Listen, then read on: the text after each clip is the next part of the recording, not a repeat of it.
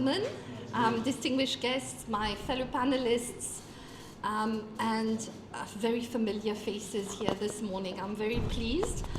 Welcome to our 8th edition of HR Café, and our very first one for 2024. I don't usually read off my notes, but this morning exceptionally, I think c'est un slow démarrage. Donc, with your permission, I'll just read off whatever I have to say. I think it's easier and more comprehensive. And then later on, when things get a little bit warmer, then we'll just let our hair down. Okay, so welcome to our 8th edition. HR Café, as you know, is founded by Talent Lab, an HR management company and recruitment agency. And it's made possible each time with our partner in crime. I don't know if my partner in crimes are here, Nespresso. What else? Nespresso brings the coffee vibes to this one-of-a-kind meetup, ensuring the atmosphere is cozy and everyone feels energized. I hope you are this morning. Each time, our audience moves with us to a different organization. This is an opportunity for the organization in question to showcase their services and facilities. It also enables HR Café followers to lift our head up and see what is happening elsewhere. Very often we don't have the time, we don't have the energy to just check out what's happening and discover new places. Well, hopefully through HR Café you get to visit around and discover places. At the end of the day, HR Café aims to socialize over coffee, inspire each other, and evolve as a group. Our frequent followers will notice a slight change in our format this noonday. The structure of this session's HR Café is divided in two parts. I'll explain later on why we've deliberately chosen to change the structure. We will be starting with a keynote address of approximately 30 minutes, followed by panel discussions for another 30 minutes. Yes, we've shortened it a little bit, so that over Q&A we have approximately an hour to an hour 15 minutes, grosso modo, because we know and we hear that our HR Café followers are very talkative, have a lot of things to ask and to say. So we're giving you plenty of time to do so over an hour, 15, 20 minutes approximately.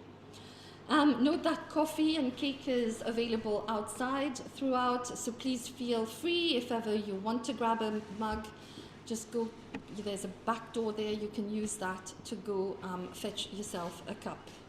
Okay, so before we move on to the theme, the talk of the day, just a few house rules. If you could please switch your mobile phone to silent or switch it off, that would be amazing. It would prevent some Bollywood songs or some American pop songs just to sort of blurt out during our session. The toilets, for those who haven't, I think I should say washrooms, isn't it? The washrooms are for the gentlemen on this side and for the ladies on this side. Sorry, sens d'orientation zéro, donc I prefer saying this side and this side. And so we plan, if everything goes well, to finish at around 12:30ish, and then you'll have plenty of time to have some snacks, coffee, juice, etc., and network a little bit more. Right, so the talk of the day, Organizational Preparedness for AI and the World of Work. It kickstarts our series for 2024. Why this theme? There's so many things going on. I do concur on the island and around the world at the moment. But why particularly this theme? Allow me to say that because no matter the sector or activity we are in, the speed at which digital transformation is impacting organizations is phenomenal. The number one area that AI actually impacts upon is our talent pool. Some people call it human capital, staff, our fleet, or simply put, our people. We're talking about digitalization, but if we ignore the people factor, the human element in our organizations, we may not succeed as swiftly and as successfully like we want. AI, we have seen it in just a year. Remember February last year when ChatGPT was introduced? It's pushing authorities and companies now to rethink processes, skill set requirements, and productivity ratios. Are we as organizations, when I look at our list of attendees this morning, I see a lot of decision makers, a lot of leaders, the ones who are supposed to push strategy. But are we ready for this digital transformation? Do we have the capacity in terms of know-how, expertise, funds? What do we need to do to prepare ourselves for AI and the future of work? Only last year, at the beginning of last year, we were talking about the future of work, but nowadays, I say the future of work is now. The new trends, the new ways of working, it's happening now. It's not in 50 years like we thought a couple of years ago. It's happening now. There's new jobs being created on the market. Yesterday, while preparing for this session, I was listening to a YouTube, and there's a job now called a prompt engineer. So somebody who writes prompt for generative AI applications like Bard, ChatGPT, etc. So this is our objective for today. It's assessing how prepared are we as organizations, and my personal objective is that when you leave this afternoon, you're going away with at least some food for thought on tangibles that you can take back to your organization and start implementing if you have not done so already. Or at least start thinking about it and how to prepare for AI and digital transformation. Okay, so let's get going with it. Without further ado, I'd like to call on stage an active advocate of digital transformation and cybersecurity, someone who I guess speaks as eloquently as he manages codes, or in the AI lingo, as eloquently as he prompts. Ladies and gentlemen, please put your hands together for the one and only Dave Urku, Managing Director at Rogers Capital. Dave, please come to the front.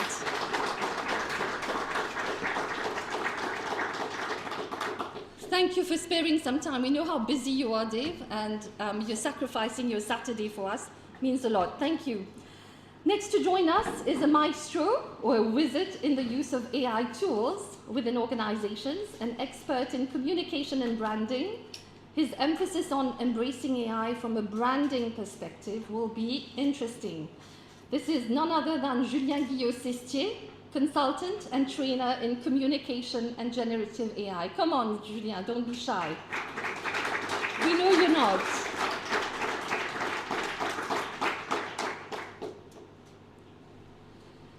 Our venue host for today, the lady who has enabled us to meet in such a hassle-free environment, no parking issues, spacious and air-conditioned room.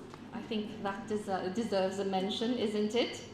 A firm advocate for HR Café, the MD of Honoris Education Network, Tasnim Journali.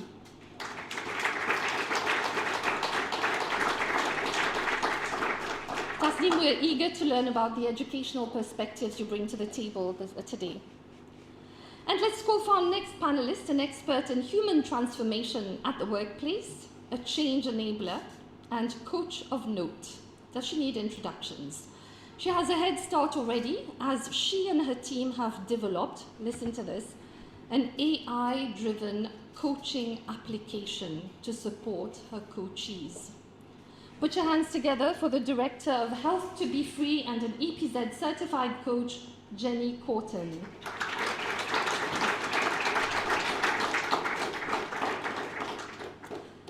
And finally, someone who is a strategist, a thinker, a leadership and innovation enthusiast in the Mauritian business sector. He's here today to talk to us about legal and data protection aspects around artificial intelligence and organizational preparedness. Let's welcome Satyam Siopol, CEO and founder of Accelerate Consulting Limited. Thank you, Satyam, for being here this morning. Right, so we're a pretty busy panel this morning. Thank you for being here, fellow panelists. It's a pleasure to have you. We are ready to start. I would invite our panel members to sit in the front row here. while Dave prepares for his keynote address. So Dave is also our keynote speaker, and he will talk to us about innovate for a sustainable future. Over to you, Dave.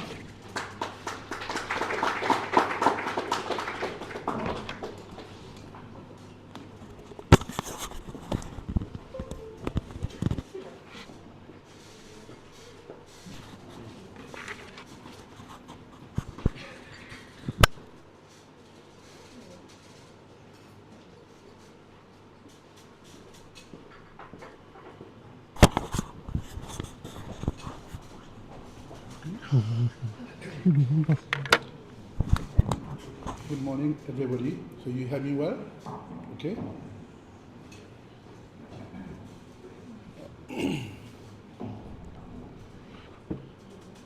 So before starting, just to have an idea about the audience, how many of you are from HR? Okay. Interesting. How many are from finance? And how many are from IT? Okay. And others, business leaders, entrepreneurs. Okay, interesting.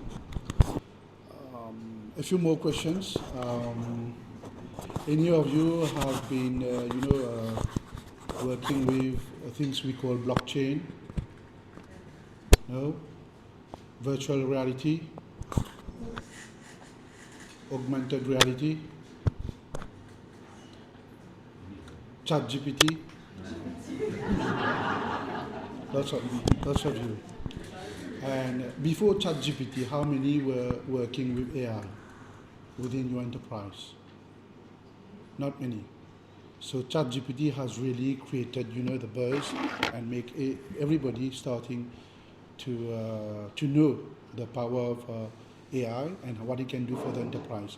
So I have a few slides over here just to show you what's happening worldwide in terms of trends and how it's also impacting enterprises. So it's going to be from worldwide, and then I'm going to share with you what I'm seeing happening in Mauritius. What are the trends that people, enterprises are embracing, and which maybe will be relevant to you. The trends that I'm going to share, many of you maybe, you will say, okay, it's obvious, because if I'm sharing it, it's because some enterprises have already started doing it in Mauritius. And for some of you, definitely then you will be part of that has already embarked on the trends. You will say it's obvious. But for others, not so obvious, but it's just to show you that it's happening and you really need to pay attention to it, right? So we've been talking a lot. I've been sharing with you different technologies, blockchain, AR, VR, and so on, metaverse. But then it's like at times we hear a lot about technologies, but we don't know which one is really relevant for my enterprise.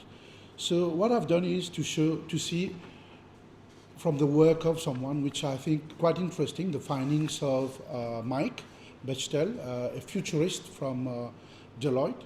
He has been studying tech for the last 15 years.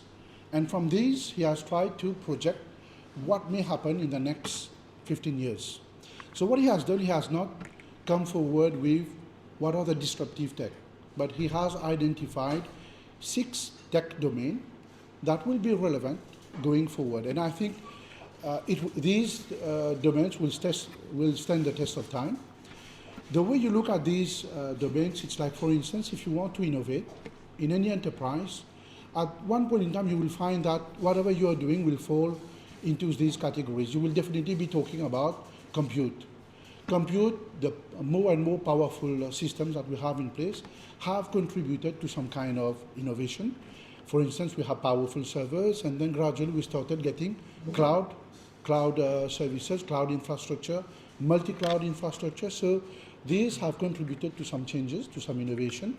Then we have all the thinking around data, information, different databases. We start talking about data warehouse, data analytics, data lakes, Now with AI, we have another dimension of data that we are seeing with AI.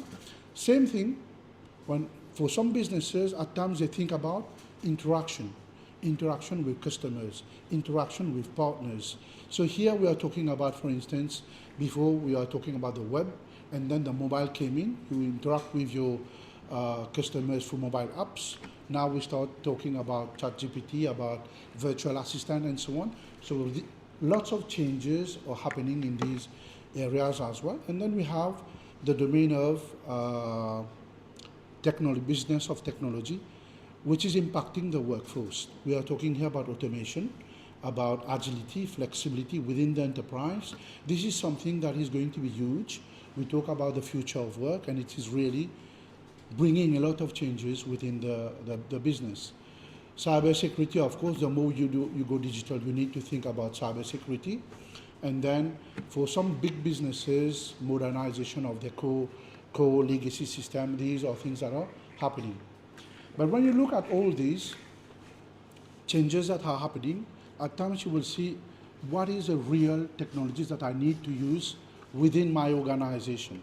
And one way of looking at it is to look at macro trends, what's happening over time. We have something that we call industrial revolution over time. You take, in the first industrial revolution, we were talking about steam power, water power, and so on. And then 100 years afterwards, we start talking about electricity. So it has been some changes.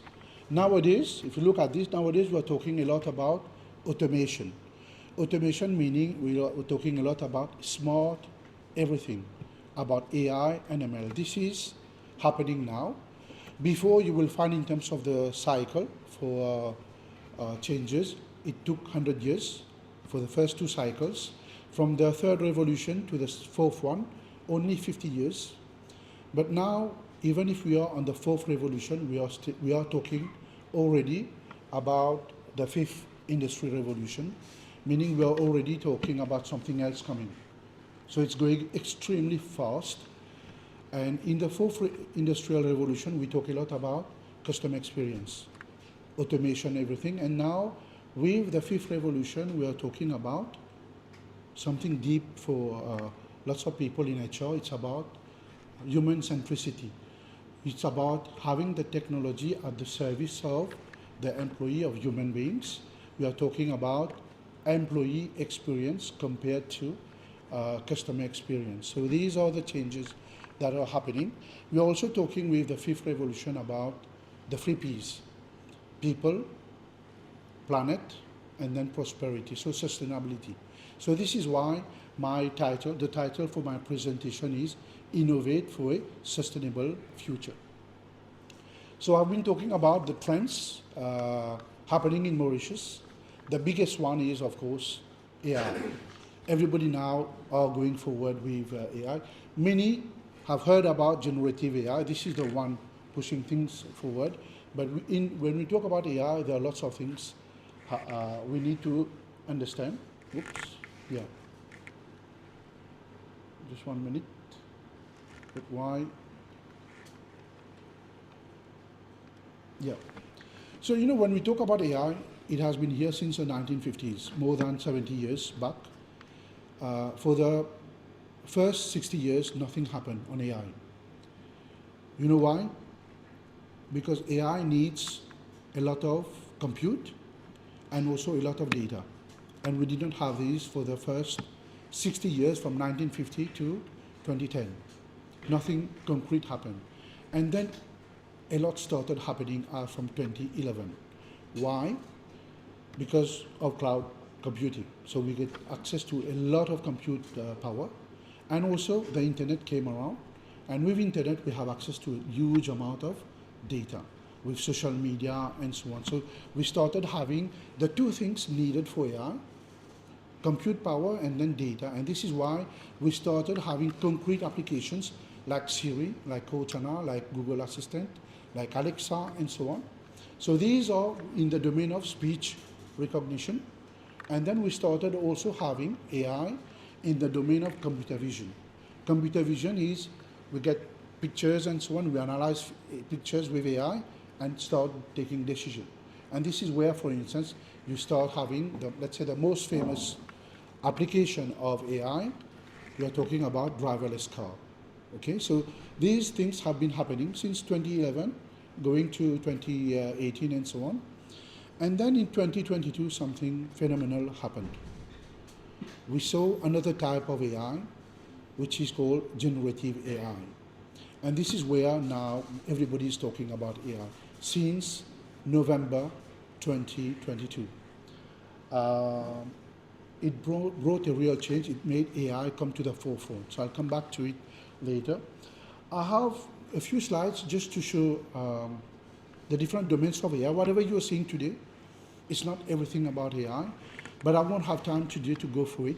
We call artificial narrow intelligence, artificial general intelligence, and super intelligence. We won't have time.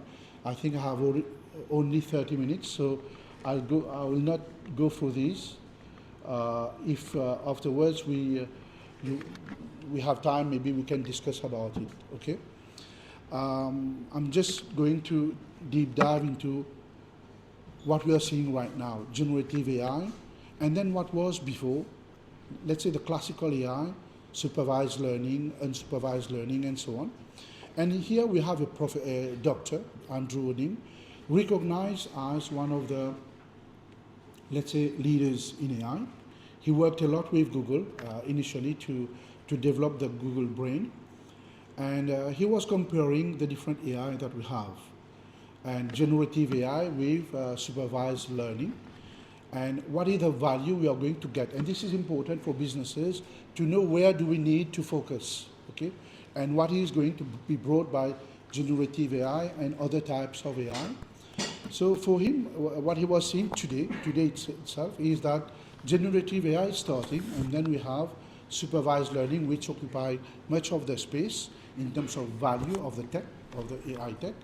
And then he made a projection about what will happen in the next 3 years. And what he found is that supervised learning will double. It will grow, definitely. Generative AI will more than double, but will still remain much less in value compared to the supervised learning, because it's going to grow as well. Okay? So this is just to give you an idea of where things are. Okay? Now, we've heard a lot about generative AI. I think Julia will talk a bit about it as well.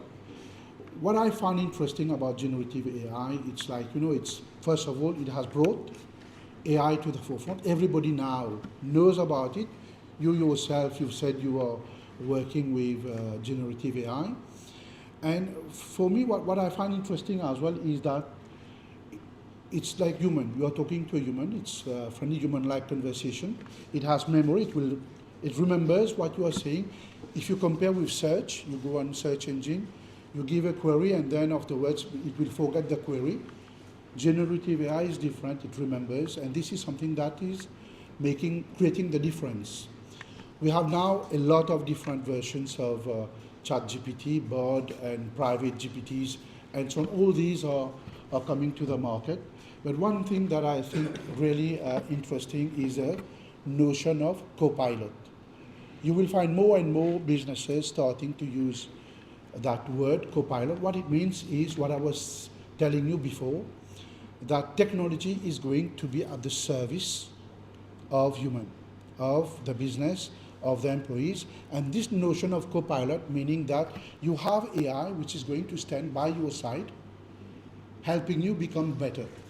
And this is it's a very strong, I would say, notion that people will start becoming more performing. You will be becoming more efficient with AI. It's not like AI will replace you, but AI will make you become more efficient.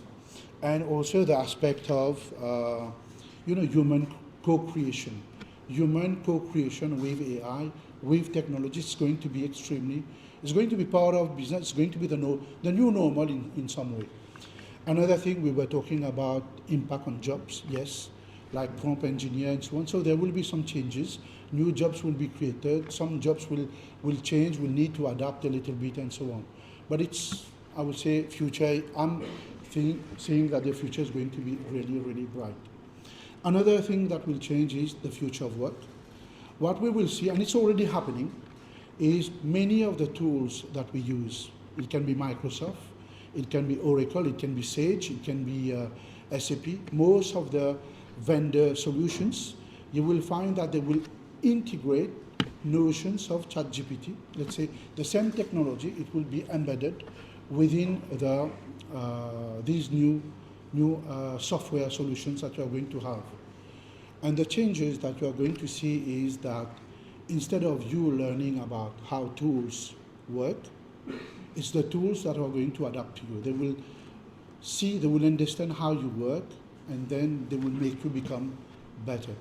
So this is a real change happening in the domain of work, and that notion of co-pilot. So AI will guide you and will make you work better. I like to do the parallel with Excel, for instance. You know, if you imagine, let's say, the period when in enterprises we did not have Excel. You all know Excel, right? If we did not have Excel, and then you started having a tool that with Excel that can do a lot of things, then you will say, yeah, wow, we can do so many things with Excel. But after some time, what happened is everybody started knowing how to use Excel. So it becomes a new normal. It's like by default, everybody knows how to use Excel. It will be the same with generative AI. The new generation coming on the market after school and so on, they will be becoming, just like we said, digital natives. Those who, when they were born in the digital era. We will be having digital AI natives, let's say. Same thing will happen. But then afterward, just like Excel, we have at times advanced level users who are advanced level in Excel. We will be having in generative AI some people that will really be expert in these things, and they will be able to make a difference. So this is what I'm seeing happening. So this is generative AI. And you remember the big circle I showed you about, let's say, the classical AI, supervised learning. So these are areas where we can do a lot. For instance, with computer vision, you can work on documents, extract data. You can, for instance, on medical scan. You know, medical scan, you have medical scan, doctors will analyze the scan and then take a decision or give a diagnosis. The same thing, medical scan, you give to AI. AI will analyze it pixel by pixel. And the result that it will give will be much better than what a doctor can give, because the doctor will see the medical scan with the naked eye, whereas AI will analyze it pixel by pixel, meaning that, and will compare it with so many versions of scans, so that the result that it gives becomes extremely reliable, extremely accurate. And in some cases, in some diseases, let's say cancer and so on, the earlier you detect things, it can make a difference. It can help maybe treat the disease and so on. So AI is becoming a real game changer in these areas and in many other places. We don't have time to go into detail, but definitely in different sectors. If you use AI, what happens with AI is that it does certain things in specialized domain. It will do it better than human because it's very, very specialized. Lots of learning behind from data, previous data, and those things. So this is the value that AI is bringing. If you look at it from the medical scan perspective, the value that AI can bring to your business is that at times in your business you will say this thing is impossible, we cannot do it. But you take that same problem, you give to AI, it finds a solution. In the same way that it is able, for instance, in terms of defects, let's say in textile, you check for defects visually. If you take the same thing, you put a photograph, take photos, and then tell AI to go and check for defects, it can detect things that with the naked eye you will not be able to detect. So the quality of the products, the quality of what you give to the market becomes better. So it's food for thought. If you know how to use AI properly, it can really be a game changer for your enterprise. Just a small video to show with something that we've developed. You use AI to analyze handwriting in documents, quite difficult, and you can decode the handwriting and then inject into an Excel or whatever. So here, I don't know if it's working. So it just shows you how AI can decode handwriting. So we still have in Mauritius many businesses using application form where you need to fill in insurance claims and so on. So this is something, an insurance claim we've developed for a company in Nigeria. So motor claims and so on. So it's interesting. We are able to decode handwriting. Now we've also been able to decode handwriting of doctors, which is quite difficult, but it's about learning. So AI is, the moment you learn how a doctor, what is the handwriting of a doctor, then you can decode the thing. Oops, what's happening? I think it's switched off and it's back on. Okay. Second trend is about automation. So first one is AI. Everybody is using AI. Next thing, let's say AI, you decode, you get information. What do you do with that? Then it's automation. I'll just show you what it means, that technology, and then we'll discuss about the relevance in the business. Okay. So automation in terms of technology, it's like same thing I will show you with AI. We take any document, we extract the data from it. Okay. So this we use with AI. You are going to see different invoices. We extract the data, and then afterwards, using automation, that is a robot, a bot, automatically you get the information, you inject into an ERP. Okay. Oops. How do we? I don't know how to put it. No, it's not working. Okay. There's a video in it. Just 1 minute.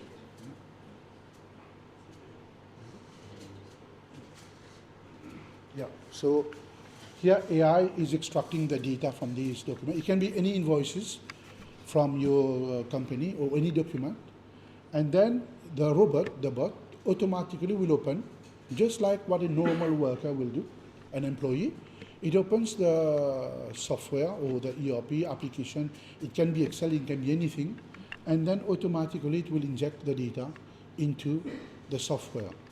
So here it's like, it's a bot doing it, a robot, and it will do it super fast. It will do it all the time. It can work 24 hours a day. It will not get tired. It will not take vacation.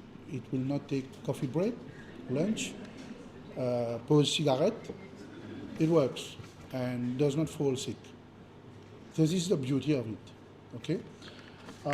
And I will not go in more detail about it. And of course, before we were getting some businesses saying, but then there's a risk for my employees and so on. Some employees were quite afraid. But then what's happening is that we find that in Mauritius and everywhere else, we have lots of problems of shortage of resources. And it's impacting us. Resources are going out. We don't have the right skills. Training is becoming a huge issue. At times when we recruit the new generation, they have other aspirations. They want to work differently, hybrid, work from anywhere and so on. Or at times they don't want to work, overtime or in the weekend. These are things we are seeing, and I think lots of you here in HR, you are seeing these things happening. People are leaving, you are doing a lot in terms of recruitment, and then after 3 months, the person goes, leave the company again. So these are becoming extremely, impacting business continuity. Sometimes you have legacy system and not having the resources to run your application, and this is where the bot come into can help. Okay, and again here we have the notion of co-pilot and so on.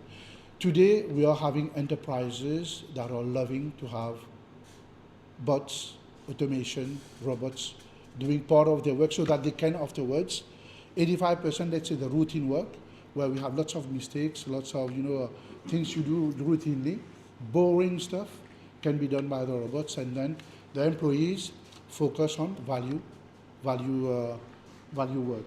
I will not go too much detail in this one. Suffice to say, something that can be interesting for HR. HR is spending a lot of time in recruitment. AI can help here to screen, first of all, to select some of the people where you need to do interviews, so reduce the time.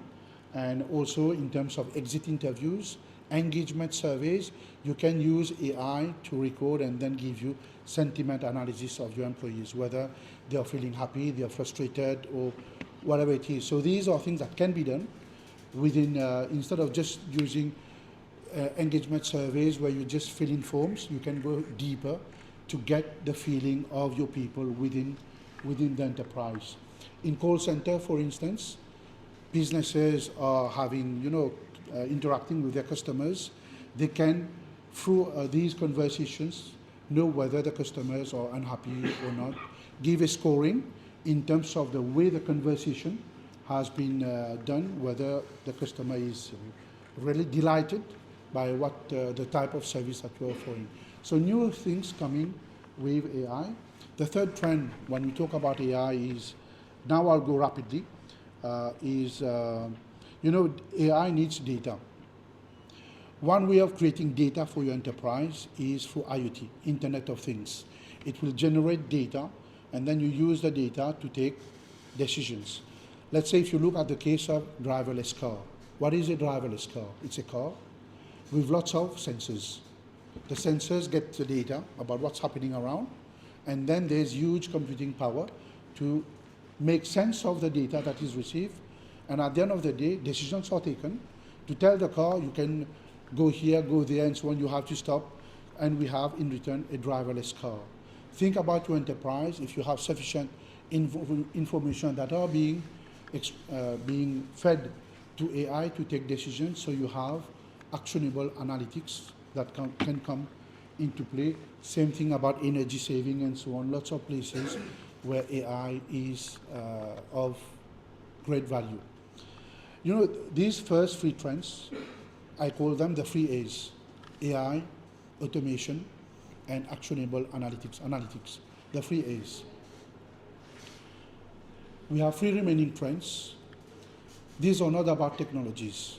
They are about strategic decisions businesses need to take. It's about the first one being outsourcing. If you want to innovate fast, you want to grow, at times you cannot do everything yourself. And you will find very often you want to embark on a digital transformation project, but then you don't have the resources, or you will say, I have to do it later because my team is taken up doing something on the operational side. So these are things you need to start thinking about, rethink the way you work within your enterprise. If you want to move fast, at times it's better to say, okay, the normal operation I have, let me outsource, let another team get this done, and then our team, your employees, know your business. Get them to think about the future. Get them to work on innovation and focus there so that you drive the innovation. So this is the first trend. It is about strategic decisions, right? It's not about technology. It's you as leaders, you need at one point in time to think what is best for you. Do you want to be in the new areas, in the new domain? Do you want to be in growth areas? So you have decisions to take. And the second, let's say in this one, is the move for cloud. A few years back, people were afraid moving to cloud. Lots of questions were being asked. Today, it's a given. You don't even think, you say, okay, we need to go to cloud. Some have already done it, some others are still thinking about it. But what I can tell you, the decision to move to cloud, to say, okay, yes, there are ways of doing things much better. It will accelerate your innovation. So these 3 trends I'm talking about, outsourcing, and the second one, movement to cloud, these are strategic decisions to accelerate your innovation. It will help you go much, much, much faster for various reasons, for faster digital innovation, ensuring business continuity, and of course, energy saving as well. So areas to consider. And the 6th one, another thing about accelerating innovation, it's like, we cannot do everything ourselves. If you are an enterprise, you are thinking about transformation of your business, digital innovation. At times, and you say, okay, my guys are going to do, I need to give them training. I need, first of all, to make them understand AI, automation, and so on. It takes time. And then a question you have to ask yourself, strategic question is, do we do it ourselves or do we use a partner who has already done it so that we move faster? So learn to co-create. Don't try to do everything yourself. And you can, for instance, spend time, you test, fail fast, adjust fast. So these are food for thoughts. And the last slide for me is, when we work on digital transformation, very often we find that things are not going well. We've done a lot and so on, but then project fails, not working properly. It is because we've not given sufficient time about the workforce, the quality of the workforce we have, the digital readiness of the workforce. There are tools that helps to analyze and give you insight about the quality of the workforce, and it's like a scoring to see. Even at times we talk about digital transformation, but the leadership at the very top, maybe they themselves, they don't really understand and so on. So these are things that we need to look into. So it's a few slides I wanted to share with you about technology, about AI, where we are going. The trends that I'm sharing with you are trends that are already happening in Mauritius. Some businesses, maybe some of you are already into this. It's just to tell you, yes, it's happening. Okay. We'll be having questions afterwards, so let's see. So cut down costs, I would assume. So one question that I'd like to throw to maybe Dave or Shatian from a business and organizational perspective, how much does it cost indicatively? I know it depends on sectors, etc., but ChatGPT is free, well, it's free, Midjourney is free, etc., but the real thing, the real AI, does it cost a lot of money to implement when we're thinking of our Mauritian context? Is it going to resolve this labor shortage in the medium term? Maybe not the short term, but the medium term. We've got microphones there, please.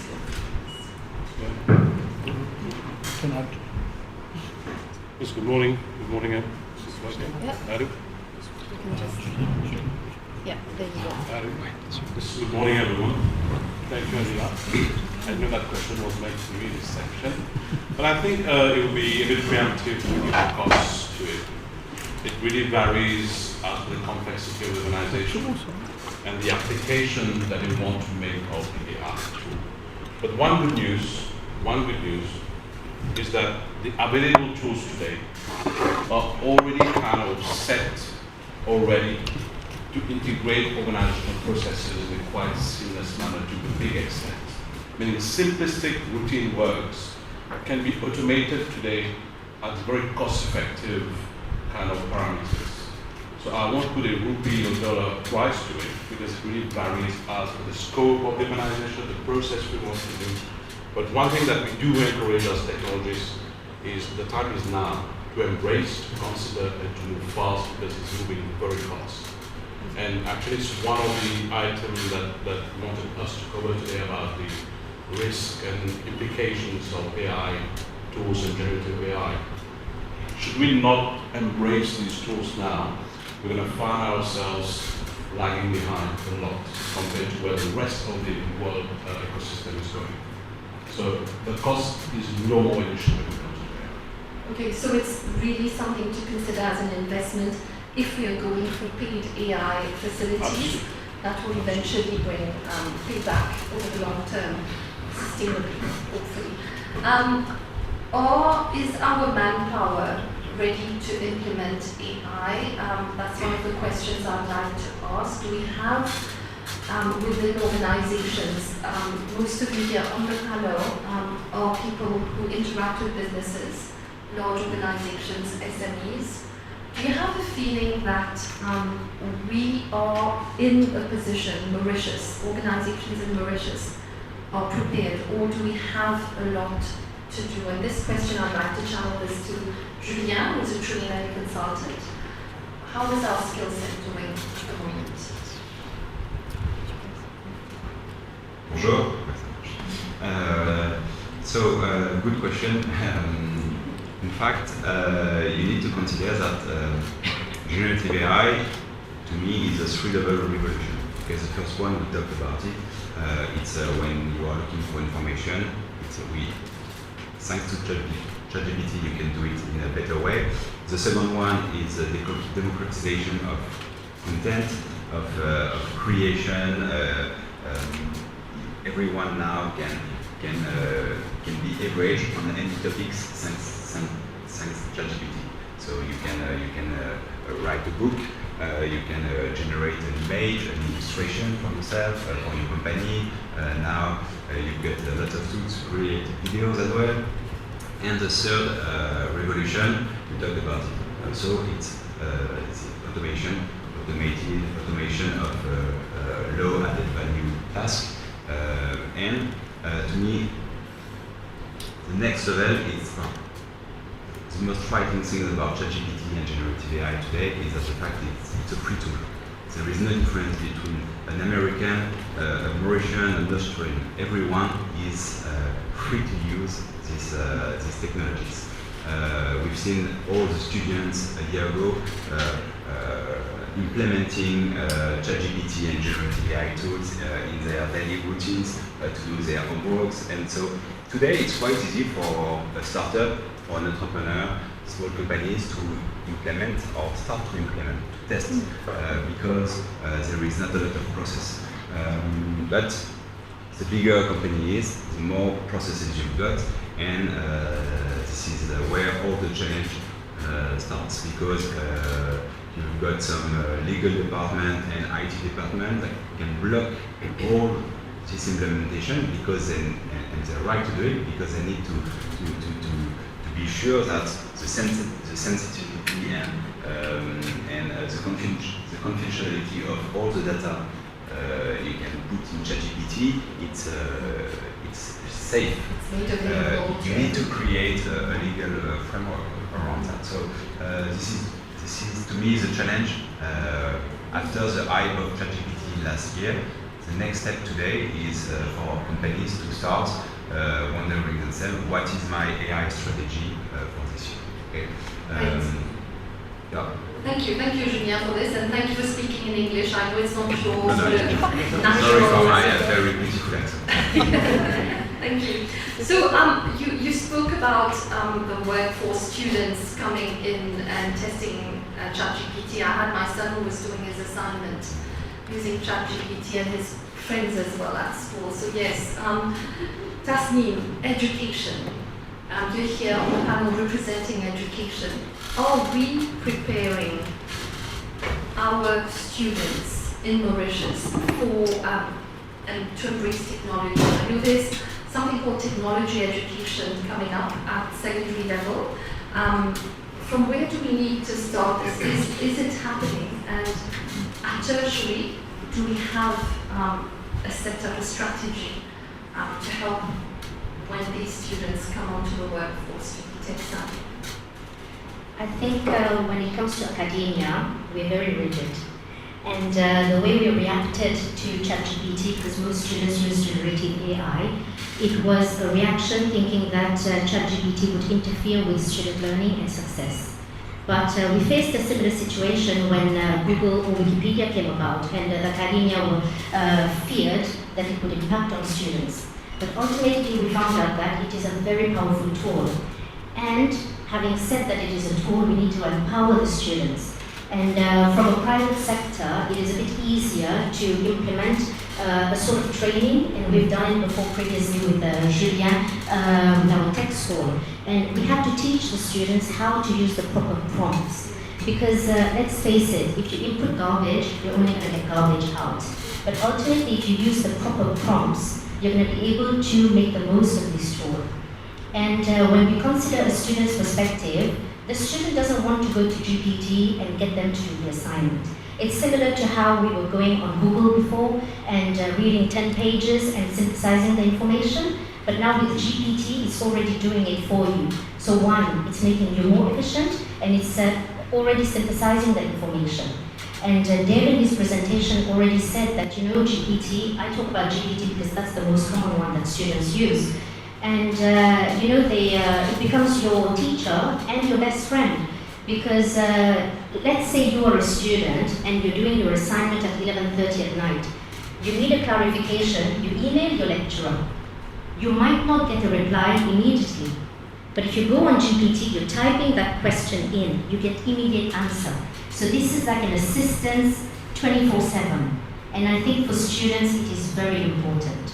And yes, we are prepared to do it, and I think institutions need to do it because using the right prompts will generate good data. Thank you, Dusty. We'll come back to that in terms of developing analytical skills, etc. All those skills they see that will help the workforce keep their jobs later on. But I just want to turn to Jenny. Jenny, you work with heads of organizations, you work with employees at all levels, coaching and bringing about human transformation in the workspace. When it comes to embracing the digital, are you seeing that there are blockages at certain points or certain areas in the organization that prevent or build a certain aversion towards the use of AI and these new technologies? Because change is fearful. It's not something that we embrace naturally as human beings. Well, that is one of the key questions that I think is necessary to address, because every changes that we go through as a human person, as a human being, is always about our perception. So with AI coming in so strongly, there's this perception, there's that questions about, am I going to keep my job?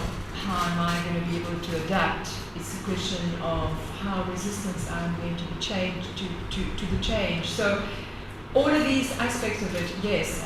So I think more than anything else, whenever there is a change transformation in every aspect in our lives, whether it's in the workplace or anywhere else, it's about managing this perception. And how do we go about managing the perception? So the more AI comes into a company, I find that the biggest issue that we have, it's not an issue, I think the biggest challenge that companies do have is to be able to manage that transformation process, which basically means is managing the perception of how the employees themselves actually be able to see it. Because whenever there's something new, there's always resistance to change, because we're so used to set in a certain way. But human beings are like that. We love our routine.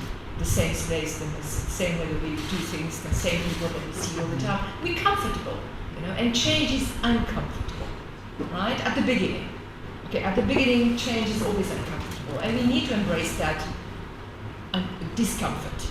Okay, so it's positivity of mind shift that we need to address that discomfort. So yes, so perception is the biggest thing.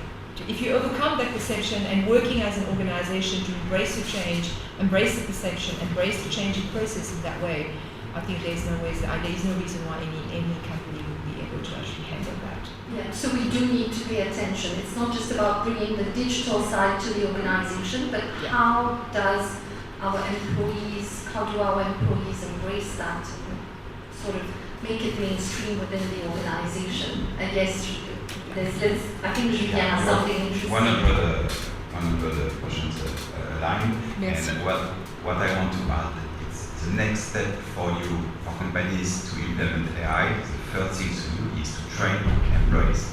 This is the first level of implementing AI at a larger scale, because you can do it. You can implement a new tool, but you've seen with Copilot, Microsoft, Google Workspace, it will be everywhere, and people will not have any choice not to use AI. So in the same way, we had to learn how to speak to Google. Now we have to learn how to speak to ChatGPT and in a natural language. Yes, it's a revolution. They've talked about it. But nevertheless, even if it's natural language, you're not speaking the same way to your friend, to ChatGPT, if you want accurate answers. And the way you are answering the question, the better the better it is defined and precise, the better answers you will have. So this is very important. So the first step is to teach and train your employees. Thank you. Thank you for this, Julia. Dave, you have been implementing digital transformation, AI, in a number of businesses on the island. Can you share your experience about how organizations have prepared themselves before its implementation? Yes. Let's say, first of all, when enterprises embark on digital transformation projects, these are huge projects, and I would say lessons learned. Lessons learned is like at times, definitely you need to, let's say, that you really definitely need to get right is you need to understand what is the scope, what do you want to do. You need to also have the support of definitely of the CEO. But we've been talking about something essentially is about change management. So this is something that really we should not, neglect. We should not, in terms of weightage, we should not bring it down. It's really, really important. What I'm seeing as well, because technologies are moving so fast, and many businesses don't really, even if we're talking about AI, the good thing about AI, ChatGPT especially, that I see is in a very short period of time, everybody has known about, has discovered the power of AI. Be it a business leader, a CEO, till even students at school, everybody knows about what we can do with ChatGPT. And this, I think, in itself is a bonus, because it's like now when we are talking about change, driving digital innovation within enterprises, it comes from the very top, because the CEO himself, he's seeing what can be done with AI. So this is a real bonus. But then afterwards, what happens is, as Julien mentioned, is that people don't know really how to go about with it. And this is where, for instance, things like working on proof of concept is extremely important. You go for quick win. You don't do something which is going to be the big bang. You change everything. You try to analyze where it can create value. Then you do a small proof of concept, so that at the end of the day, the staff, the employees, see the value of it, and then you have the buy-in, and then everybody starts working on it on a bigger scale. I would say proof of concept extremely, extremely important, and then co-creation wherever possible. Try to find someone that has already done it, knows how to do it, and then that can come and add value to your projects. Right, so depending on the sector, of course, but in general terms, we should not, us as leaders, suddenly say, well, we have to embrace AI, we have to get our company into the digital realm. You wouldn't advise us just to go heads down, implementing on our own and thinking we would succeed just by using ChatGPT and only generative AI tools that can help us perhaps frame our AI strategy. You wouldn't advise that, would you? Let's say if you want to go faster, I would advise that it takes time to learn. And AI, when we look at AI, I know there are in universities now there are courses on AI. Basically, it's about maths, it's about statistics, it's about mathematical tools and so on. And you really don't need to know what you are doing. Using, if you want to develop it yourself, you need to understand what you are doing. Or else, what is happening as well, there are tools available on cloud. You just need to, through web API, you just need to access it and then get, just like ChatGPT. ChatGPT is what? It's something that runs on public cloud. You set your query and then it will give you the response. So there are specialized AI tools now available that can help you in certain areas. I take the case of, for instance, extraction of data. It can be for an API, you send your document and then it will give you whatever data that it has extracted from the document. Medical scan at one point in time, so there is confidentiality of information over there. But just as a showcase, it's like Tomorrow it can be something that is on the cloud. You send your data, your document, and then it will give you the outcome of it. So these are things that are going to come. But of course, if you want to do things for your enterprise, try to have a partner with you that has already done it and knows how you can do it much faster. Okay, thank you for this, Dave. I know that you and maybe Satyam, if I'm not mistaken, and maybe Julien, you are people who can definitely assist in implementation of AI. I'm not blowing no trumpets or doing marketing for you, but if we want to do the real sort of sustainable AI implementation, we do need to look for experts such as those on the panel. So coming to the legal and data protection element, using ChatGPT, I remember at the beginning it was so easy, everyone started sort of marveling in front of it, all the answers are in there. I want a letter to be edited, I don't wait for somebody who writes good English to edit it. I can easily use ChatGPT to correct it, but maybe I'm also, when I'm asking ChatGPT to correct this letter, there's sensitive employee information in there, maybe it's a warning letter, maybe it is a report that is being drafted for a client, etc. And without realizing, well, the information is out there on the net because ChatGPT learns by what we input into it. For example, so what is the data protection? What are the data protection considerations and the legal sort of parameters to consider organizational-wise? Can we just implement ChatGPT without a framework? Surely not. Yeah? Surely not. I mean, I think we all recall when ChatGPT created the buzz at the very beginning, and I think there's one incident that captures and frames the risk very well is the Samsung case, where the codes of Samsung developers went to ChatGPT, which is an open development platform, and it went accessible to all the people.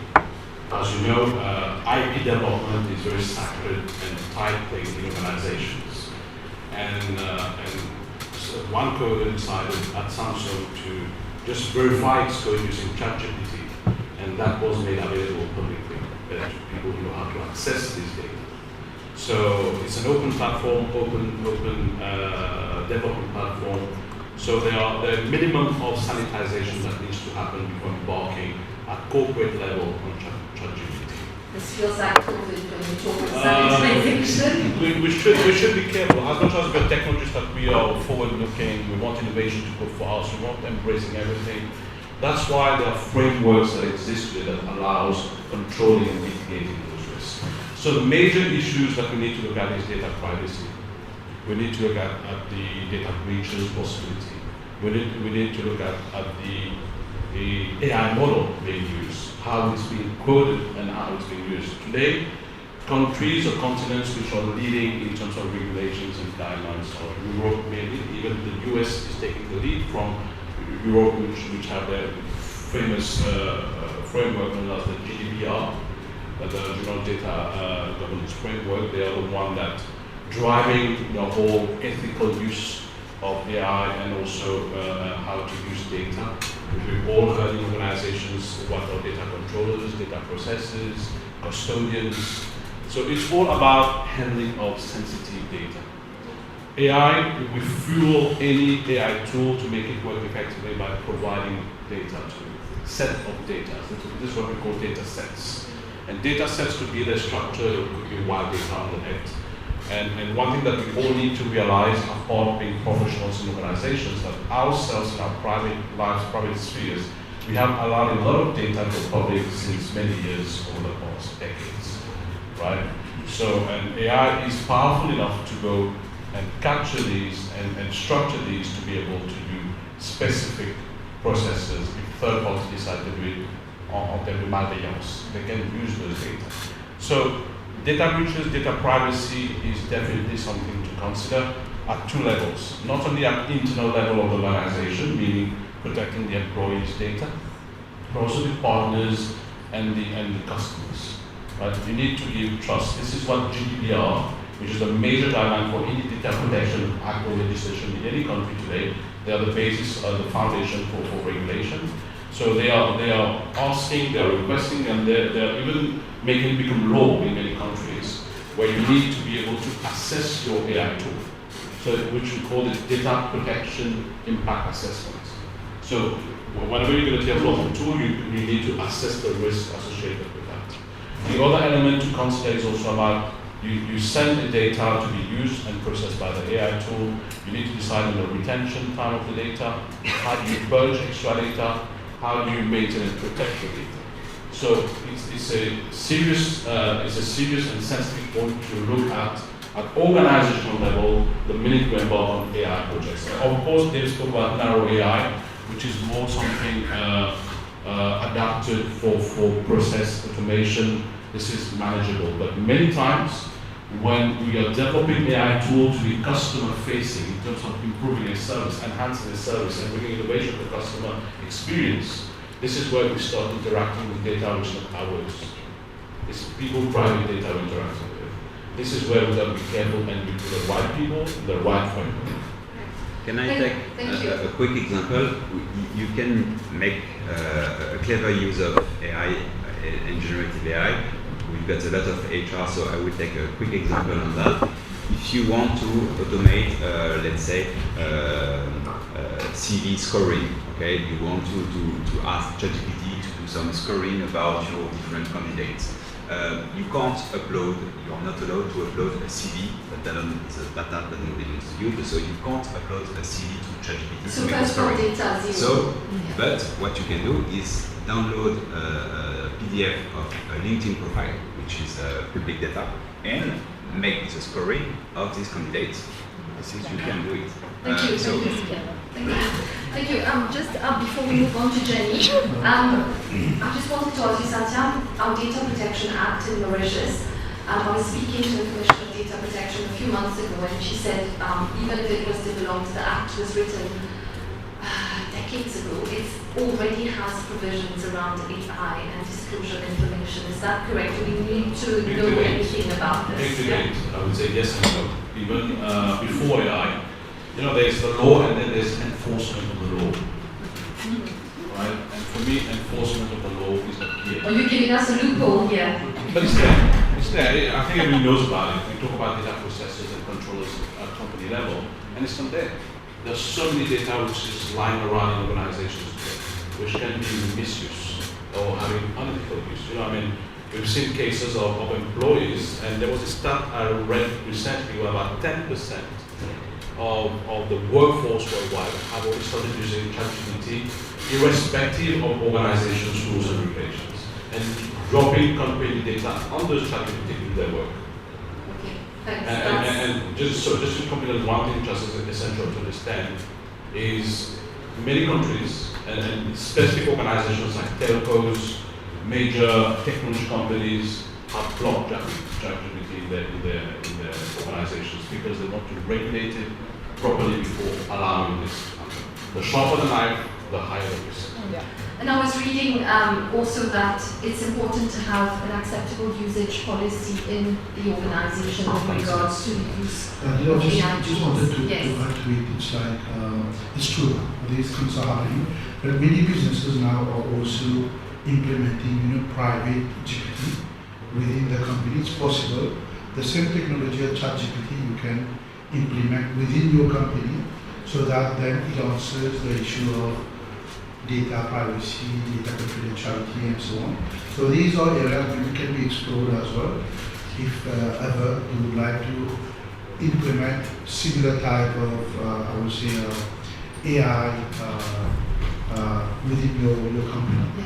And I think Jenny here is a good example. You've developed an AI app for coaching. Would you like just to give us in a nutshell how it works and how actually you guarantee this data protection aspect? Because coaching is very personal, isn't it? It is a very personal thing, and I think that it's an application which is basically a structured application. So obviously with the back office of that application is obviously empowered by AI. But it's a structured application whereby all the back office is based on the approach that we take in our coaching in terms of how to deconstruct a context and how to reconstruct it and all the principles that goes together with it. So as exactly what Dave is saying, is actually an AI app which is in the process of moving towards the end of its demo, right? So it's a demo stage at the moment, but by the end of June it's going to be fully kind of operational.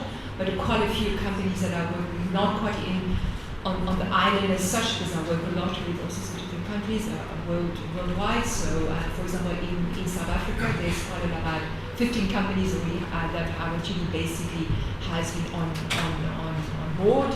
And what we do and how we work is, I mean, don't be too concerned that it hasn't been implemented here yet, because there are quite a few other companies I'm talking to here who are actually in the process of actually going to be on board very soon.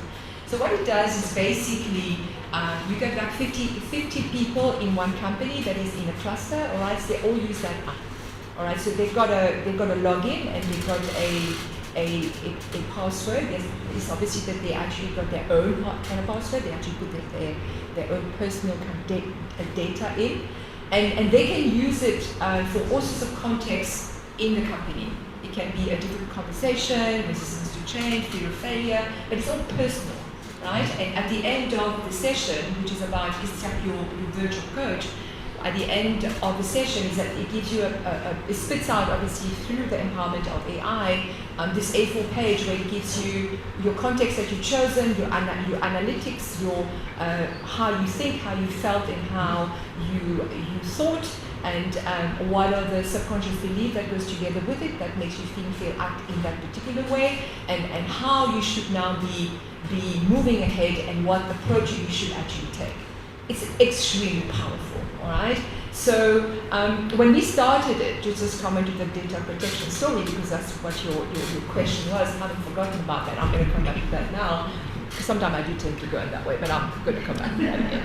So, so we had a company, for example, who said, okay, fine, the HR people said, okay, this is exciting, we're going to sign in 50 people. So.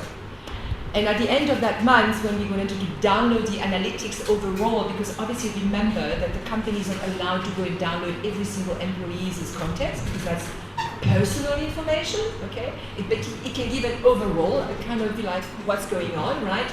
Sort of how many percentage of the company out of the 50 or were having problems with stress management at work, blah, blah, blah, blah, blah. You see what I'm trying to say. There's not a lot of human resources people here. Okay, click on that. At the end of it, the first month, out of the 50 that company A kind of chosen, only 50% used it. And the human resources, that's a disaster. I mean, we gave it to 50 people, but only 50% used the app. But why? What's going on? We gave them all the motivation speech, blah, blah, blah, blah, blah, blah. And it turns out, and I said, you know what, I mean, that's the first indication. Trust, resistance to change. You can already see it right here, right now. You don't even need to have the analytics to understand it. Because that was the first indication, and that was a powerful one. So now we need to reword it, we need to look at it, and then when they redid the survey based on, we asked the employees to choose only the context of change and all of that. That's exactly that came out in the analytics. But am I going to be, I mean, like, you know, everybody says, like, when I give my credit card to this platform, it's all confidential, it's all this, and then all of a sudden, one day out of the blue, you hear, they've been able to tap on my credit cards and all my details and things like that. So yeah, there's that element part of it, and exactly what we just talked about. That protection part of it is very, very important, it's vital. And one of the things, if we want to embrace AI in an organization, that data protection for the employee is going to be key, because that is something that is definitely at the back of everybody's mind. How protected am I? If I choose a context which is against everybody else and I have a particular evaluation process and my perception of what my top boss is like or what the culture of the company is like, I don't want the company to know the real truth about what I'm saying, because it's, you know, human nature. Thank you, Jenny. So from what I hear, just from this app, it could change the way HR professionals work, because those of you who are leading positions or leading people positions or HR professions, we do agree that a lot of our time is spent talking to people. So, I mean, we also HR professionals, if you're like me especially, we're a bit sort of resistant to change and not the most tech savvy on the planet. So it could mean that we could, if we embrace AI, HR professionals and leaders, it could free up our time AI could talk to our staff members and we can just get on with our work. Exactly. I mean, exactly. You know what? I like to give this imagery. So, for example, you got HR people. They learn how to drive a car. This is a skill. You learn your diploma, you got HR, your qualification. You learn how to drive the car, right? So you now learn how to drive the car. You got your HR diploma, and this is part of your skill. And now it's put on your market. They throw in the marketplace and say to you, listen, there's this new product. It's a turbo. We should put the fuel in your car. It's going to make your car go 10 times faster. It means that you're going to reach point A to point B, but it's going to take you 10 times faster. So what do you need as skill as human resources person in that car? What do you need for skills in order to be able to accommodate? Now, the car's not going 110 kilometers per hour anymore. It can, with the turbo fuel that you're putting in the car with AI, it's going to go 240 kilometers per hour. Mindset. Whoa, I can't go 240 kilometers per hour. Are you crazy? But you can. Because it is allowing you to do that. So it's a question of adaptation, right? And this is adaptability that is in question. And this is what I'm working on this year with HR companies, to just try to overcome that and understand how we're going to adapt, because that's an important part. I think that's the key word, and you beautifully end this panel discussion session on adaptability. Okay, so we've done our 30 minutes or so of me asking questions. Yes, Dave? I just wanted to add something, because I think it's very relevant for HR. AI can do a lot for HR. Just one aspect maybe it's worthwhile paying attention to is like, AI, you need to train it, because it will not, do things by itself. You need lots of data, and then there's some kind of training that needs to be done. And if you're talking about people, let's say here in Mauritius we have our own culture. So this is where you cannot remove HR from the equation, HR people, because there's a training that needs to be given. You understand your employees, you understand the company culture, and these are things that you need to involve to find a way to train the AI so that it gives the desired outcome. Once it's garbage in, you will get garbage out. So we cannot remove. So the human element has to be. Definitely. And Tasneem, earlier you were talking about preparing the workforce, and that's where I think you, just before we close this session, this part of the session, that's where training, tertiary education, and bringing about new skills to maintain the human element of the workplace become important. Yes, but also, the academic sector, there's a lot to do with training also, which is a bit different. Because, we're talking about technical skills, which is, we all have our technical skills. Then there was conversation about the soft skills, like, to give the people the soft skills. But now what we're talking about is durable skills. And with ChatGPT, we see that it is very important to have those skills, and prompting will become something that would be considered as a durable skills. So this would be very important with time, because ultimately these students coming out from the system today, they're going to be joining the workforce of tomorrow. And those students for the past 2 years or 1.5 years, they're used to working with AI already. But again, maybe not to the best of their abilities, because we're not being taught the proper prompting when we're at university. And it's only now that universities are realizing the importance of it. So yes, these durable skills are going to be very important, because this is what you're going to be taking to the workplace tomorrow. Thank you, Tasneem. And I just want to conclude this on this by saying that you highlight the importance of dialogue between government, policymakers, the private sector, the industry, so players in this room, for example, and academia. Because this is major change happening on the professional landscape. And if one doesn't concert with the other, we might be missing the boat totally. Yeah, and when we talk about academia also, there's a high focus on higher education, because this is like, the ultimate step where everyone gets their degrees and then they join the workforce. But I think these trainings should also start at secondary level, because you will be very surprised not to know how many people interact with the Generation Alpha, and they are quite ready to embrace it. The digital natives. The digital natives, and I was quite surprised last week. My daughter was looking at the aquarium and telling me what fish is that, and I was like, I don't know anything about fish. So she told me to upload a picture to GPT, and which is what we did, and it gave us the fish, and I was like very impressed, and this is when I realized that these generation alphas are ready for it, but we are not ready for it. That's a whole other debate. Exactly. That you've just opened. Yeah. Thank you, Tasneem. Hopefully we'll get to unpack this during the question and answer session.